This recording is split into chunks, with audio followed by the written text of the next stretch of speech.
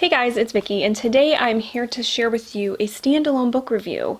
I recently read a book that I had some thoughts about that I really felt like I needed to just dedicate a whole video to. Let's go ahead and just dive right in. So the book I'm going to be talking about today is The Blood on My Hands by Shannon O'Leary. This is an autobiography written by the author, obviously.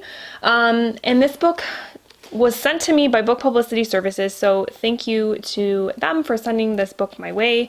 They reached out, asked me if I wanted a copy to review it, and I said yes. So here we are. And this book deals with Shannon O'Leary's, which is a pseudonym, by the way, her upbringing in Australia in the 1960s and 70s, in which she lived in a very abusive household. Her father was extremely abusive to her mother, and her siblings. And this book basically chronicles that abuse. And this book I went into it knowing that it was going to be a dark book. Obviously, we're talking about abuse. So before we even get started, obviously, there are trigger warnings for pretty much everything in this book. Abuse of all kinds. There's also murder. There's animal cruelty. Yeah, it's intense. So, as you guys know, I've read a lot of like horror novels, scary novels, novels about killers and all that kind of stuff. And I have to say that this is one of the most probably disturbing books I have ever read in nonfiction, because while I was reading this, I could not believe that what I was reading was actually someone's life, because some of the things that happened to Shannon and her family were things that you would see in a horror movie, like literally a horror movie. And I just really struggled with that, because I love horror and I love that kind of stuff, but I always read it in the back of my mind knowing that this is not real. And it was real in this book. And so I really found myself struggling with this. And normally when I read a book, I read about 50 pages a day, and I found I just could not do that with this book because the subject matter was just too heavy, too intense, too disturbing. I found myself kind of reading less in like one sitting, and then I even like picked up a couple of graphic novels while I was reading this book, just to kind of get myself out of the story. And this isn't a very long book. It's only 230 pages, so yeah. But it took a while because it was just really hard to read some of the stuff that went on in this book. So overall, I would recommend this book, but go into it knowing that it's a tough one. It's a tough one. And the subject matter is just super, super disturbing. Like, there are still scenes from this book that I'm still like thinking about, because they just bothered me so much. And I think that as a book, if I'm just looking at and trying to separate myself from her story and how brave it was of Shannon O'Leary to share this story, because that must have been extremely difficult to put this out there. This is a self-published book, by the way. But to put the book out and to kind of share her story, I just found to be incredibly brave. With that being said, if I'm just looking at it as a book, as a nonfiction book, I thought that it was well written. I didn't really have a problem with Shannon's writing. However, I thought that the structure was sometimes confusing of the book. The structure of the book was sometimes confusing because it was like linear, but then she would also kind of jump around a little bit. There were times in the book, because she tells you pretty early on that she was born in 1959, December 31st, 1959. But then later as the book would go on, and she would be talking about, she'd say it was the summer of 1974, but then she would say that she was like 3 or something. And so like her age didn't seem to match up with her birthday, if that makes any sense. So I don't know if like there was like memory lapse on her part, like if maybe she thought it was 1974 and it wasn't, because much of her memories of this abuse and her early life are from when she's, basically this book is from when she's like 10 and under. A lot of the stuff happened when she was like 5.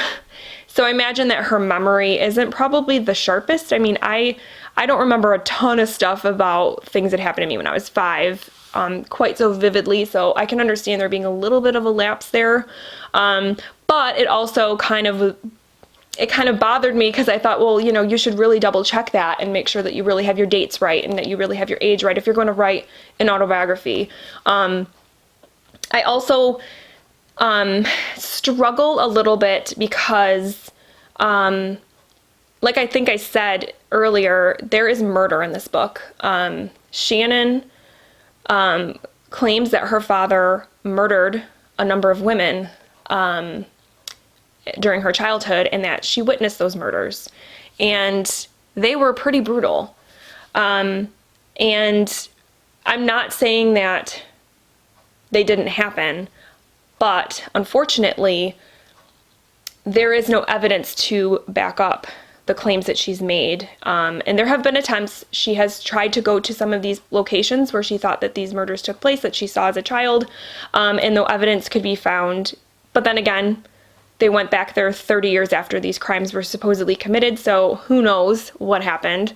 And she grew up in a very rural part of Australia in the 60s and 70s, so the record keeping wasn't super great. The police, like I said, the police records were not really super thorough, and that sort of thing. So it's really hard to fact check some of the stuff. And also, I don't think that this is a spoiler. It might be. Sorry if this is a spoiler for anyone, but her father has since passed away. So he is kind of the last link to these crimes because Shannon, when she saw many of these crimes, like I said, she was like 5 years old, between the ages of probably 5 and 10, and obviously didn't know who these young women were, and all of that. So he kind of died with a lot of these secrets that it would be really hard to find out what really happened. So, but as a nonfiction reader and a lover of nonfiction, it just kind of bugged me that these claims were being made, but they couldn't really be, you know, they couldn't be checked. They couldn't be verified. And like I said, I'm not saying that Shannon is lying because I don't think she would lie about something like that, like something so horrible. But it just doesn't sit well with me that these things couldn't really be checked, that they have looked into it and that there hasn't really been any evidence about the murders. The abuse, and this gets me on a whole other tangent about this book, the abuse was definitely documented and known. From a very young age, Shannon's mother tried to get away from her husband.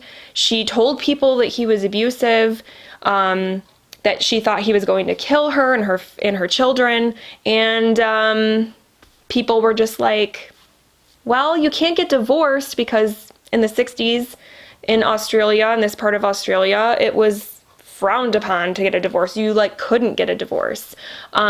She went to the police and the police basically told her, sorry, we don't handle domestic disputes. And she was like, really? So you're not going to do anything until he kills me? And they were like, yeah, pretty much. So that's the kind of system that Shannon and her family were dealing with. The abuse was well known. People knew that Patrick, her father, wasn't right. There was definitely something going on with him. He was not a nice guy. And teachers, cops, doctors, nobody did anything to help this family. So that left me very angry because obviously nowadays there are a lot of systems in place that help families like Shannon's, where they have places they can go, people they can reach out to. Law enforcement is a little more helpful in domestic disputes and things like that. So it's just so unfortunate that that this happened to her at this time period and this place where nothing could be done, basically. And like I said, some of the stuff that her father did was just horrific. Murder aside, okay, even if let's just put the murders over here for a second, just the abuse that she endured, just Shannon alone endured, was really bad. Her father, I don't know, because he was never psychologically evaluated or anything. I don't think, she didn't mention it in the book, but it seemed by like what she was saying in the book that he definitely had some sort of multiple personality disorder, because he would become these different characters. That she had them all kind of by name. One was called the devil. One was called the games man. One was called the baby. One was actually like where he would put on a wig and lipstick and act like his mother. His family, his brothers and such knew this kind of stuff was going on, and nobody did anything. So overall, I would say this is a good autobiography. The writing is good, but the story's really dark, guys. Just know that going in, it's disturbing. Like I said, it's like you're reading a horror novel, except it was someone's life. And that's just really, it's really tough to swallow, to be honest. There was just, like I said, a few little cons I had about the fact-checking and a little bit about the structure. I wish that there would have been at the end a little more about Shannon's recovery process, because the book basically, like, she turns 10, and then there's like a little tiny bit about her adolescent years, her teen years, and then that's kind of the end. She kind of rushes through it and then mentions, oh yeah, and then like I got married and I had kids, and it's like I wish that she would have spent a little more time talking about her recovery process, which I'm sure is probably still even continuing today. But I guess there is a sequel to this book. I cannot remember what it's called at the moment, but I'm wondering if maybe in that book she talks a little bit more about that, because I really wanted to hear a little bit more about the aftermath of what happened to her and how she kind of moved forward. So yeah, overall, it's a good book. I think I would rate it probably about a 3.5. I'm stuck between like a 3.5 and a 4-star, because I don't know, I'm just torn about it. I'm kind of leaning more towards a 4, but I don't know. 3.5 or 4. I don't know. So yeah, I would say check this book out if you want to, but just beware, it's disturbing. All right, guys, so those are my thoughts on Shannon O'Leary's autobiography, The Blood on My Hands. Please let me know down below if you have read this book and what you thought about it, because I would love to hear what other people's thoughts are on this book. Thank you again to Book Publicity Services for sending me this book for review. Yeah, and that's all I have. So I hope you guys are having a great week, and I'll chat with you very soon. Thank you so much for watching. Bye.